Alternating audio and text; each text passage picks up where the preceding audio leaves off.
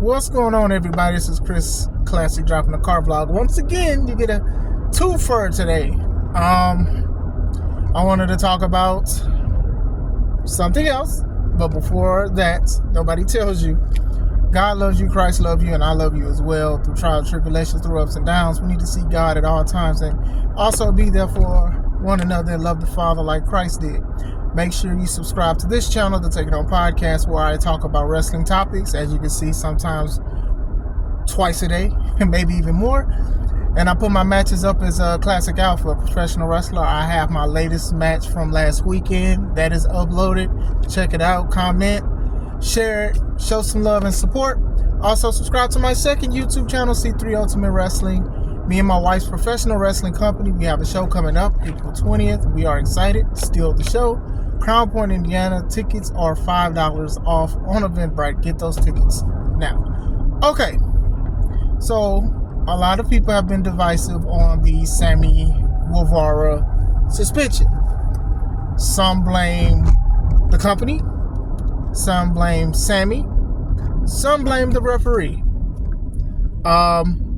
First, I'm going to show the clip. The clip should be showing at the bottom, and it'll probably do a replay. Now, this is a lot to take in. So what we're going to do is we're going to observe Sammy first. We're going to go over what Sammy did wrong here. Sammy did wrong because he rotated during the shooting star. He should have just took it, did it straight like you're supposed to. What it looks like to me, it looks like he was scared to take the knees from Jeff that Jeff put up. And I think he tried to rotate and save himself because he didn't want those knees to hurt him.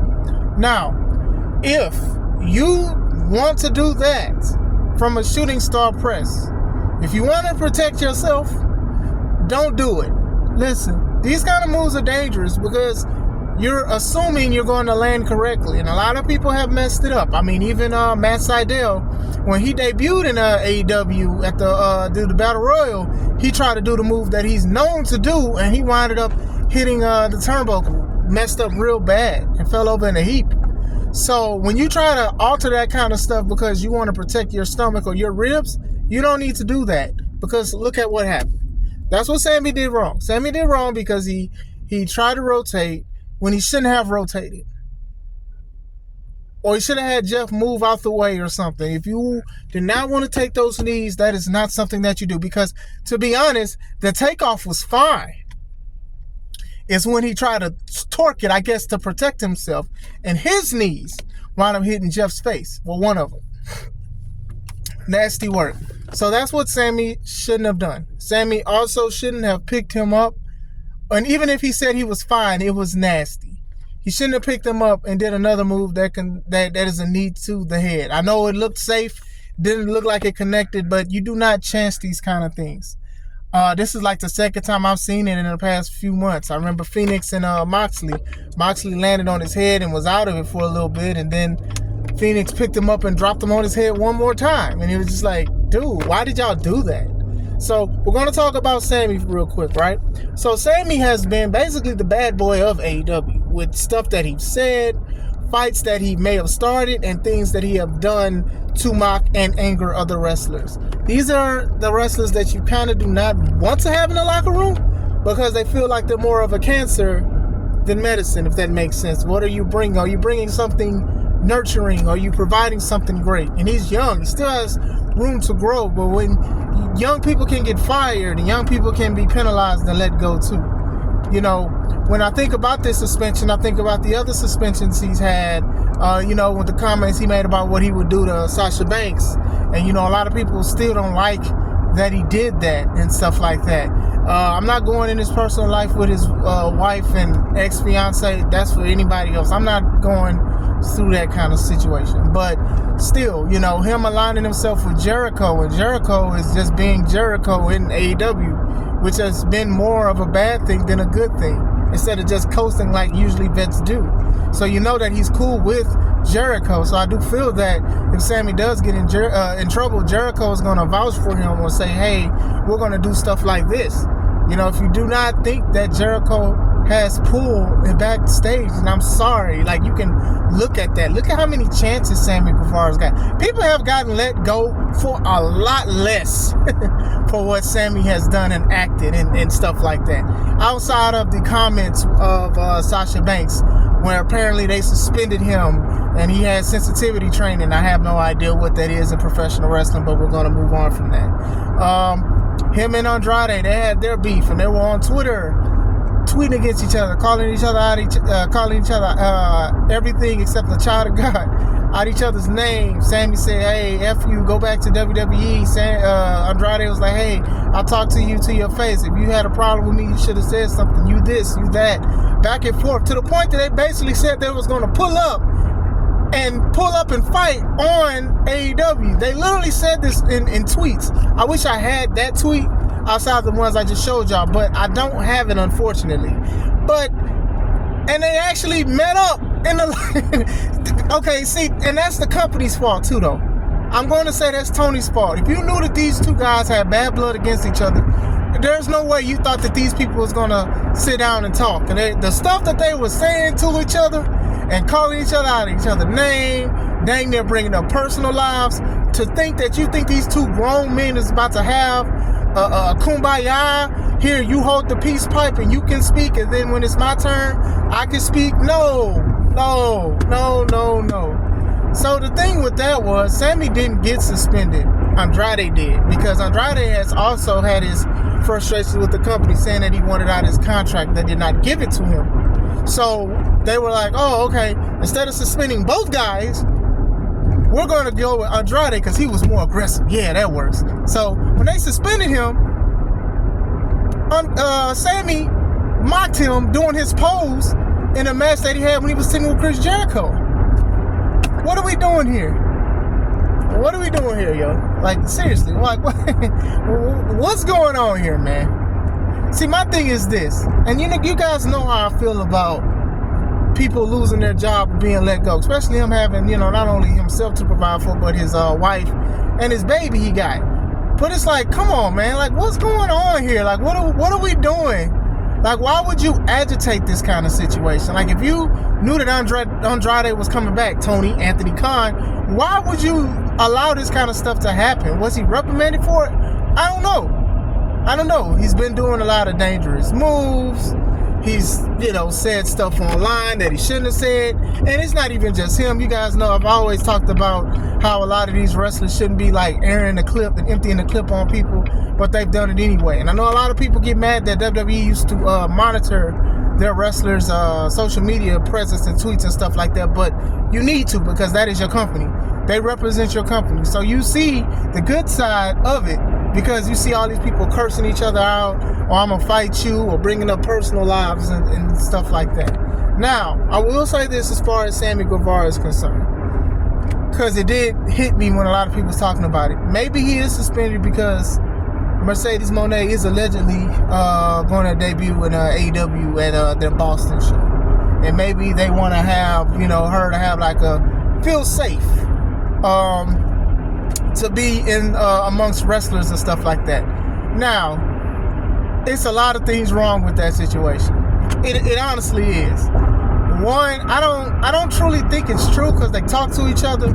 But two, if it is true, that is the craziest thing, because if you want to sit here and say you want to make sure that Mercedes Moné feels safe and feels great and stuff like that, then you should have been let him go, because there's other women that deal with similar situations from fans and all this other stuff. A lot of people love talking about progressive and we care about the women and we do all of this stuff, but then when y'all feel like this person has value, then that's what it is.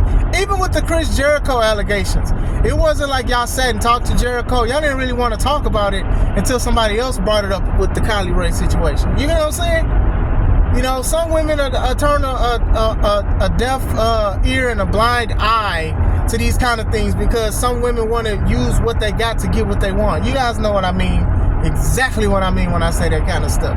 But still, I don't think it's that. I do think that the suspension is right. He needs to be suspended for this situation, because you shouldn't pick up somebody and do something hit them in the head, honestly. A lot of people are calling him to be let go. I don't see nothing wrong with that neither. He can get more work on the independent scene. You know, a lot of unsafe things and dangerous things that he's done, tweets that he said. It's not good. I don't think he's going to be let go. Like I said, and that's time for him to grow as a wrestler and mature as a man. You get what I'm saying? I will say that about the Sammy Guevara situation. I know I'm forgetting some other stuff because this man has said and done a lot of things. Some people are, next one, a lot of people are blaming the referees. Now, I will say this about the referees. I have been very critical on these referees because I feel like these referees are not referees. I feel like majority of them are people that dress up like referees. Listen, a referee is a serious job. It's not just the person who wears black and white stripes and counts 1 to 3 or does countouts. It's different than that.